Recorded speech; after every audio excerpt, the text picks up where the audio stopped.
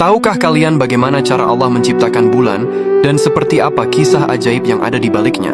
Bulan yang hampir setiap malam bisa kita lihat ini ternyata memiliki sejarah penciptaan dan kisah yang sangat menakjubkan. Cahayanya yang lembut seringkali menjadi inspirasi bagi para penyair dan penenang hati yang gelisah.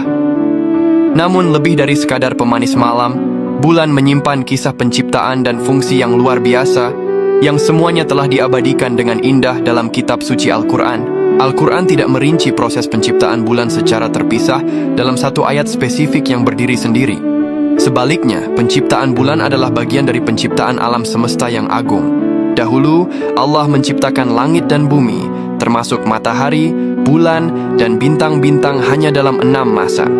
Kata hari atau masa di sini tidak selalu merujuk pada 24 jam seperti yang kita kenal, melainkan periode waktu yang bisa jadi sangat panjang sesuai dengan keagungan penciptaan Allah.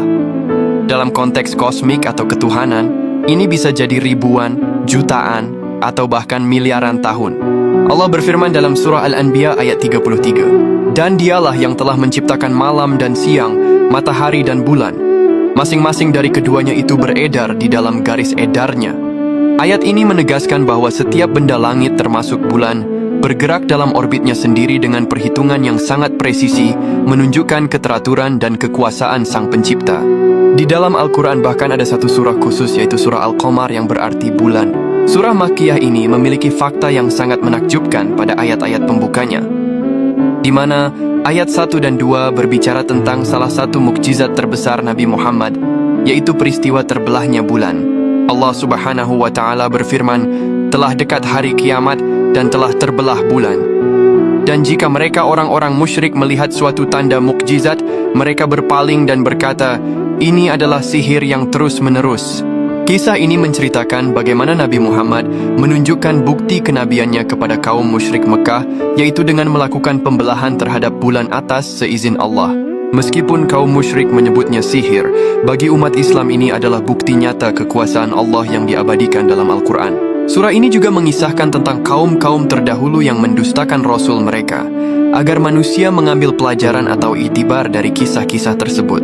Al-Quran dengan jelas menggarisbawahi tujuan penciptaan bulan yang sangat fungsional bagi kehidupan manusia. Tujuan yang pertama, yaitu sebagai penanda waktu dan penanggalan. Fase-fase bulan berfungsi sebagai kalender alami. Ini sangat vital dalam menentukan bulan-bulan penting dalam Islam, seperti awal dan akhir bulan suci Ramadan, musim haji, dan hari raya. Tujuan yang kedua, yaitu sebagai tanda kekuasaan Allah. Keberadaan dan keteraturan gerak bulan adalah salah satu tanda kebesaran Allah bagi orang-orang yang mau berpikir dan merenung. Ia mengingatkan kita pada siklus kehidupan, pertumbuhan, dan kekuasaan mutlak Sang Pencipta atas alam semesta. Tujuan yang ketiga, yaitu sebagai penerang malam. Cahaya pantulan bulan memberikan ketenangan dan kemudahan bagi manusia di malam hari. Jadi bulan adalah salah satu mahakarya agung Allah Subhanahu wa Ta'ala yang penuh makna. Maha suci Allah atas segala penciptaannya. Allahumma salli ala Sayyidina Muhammad.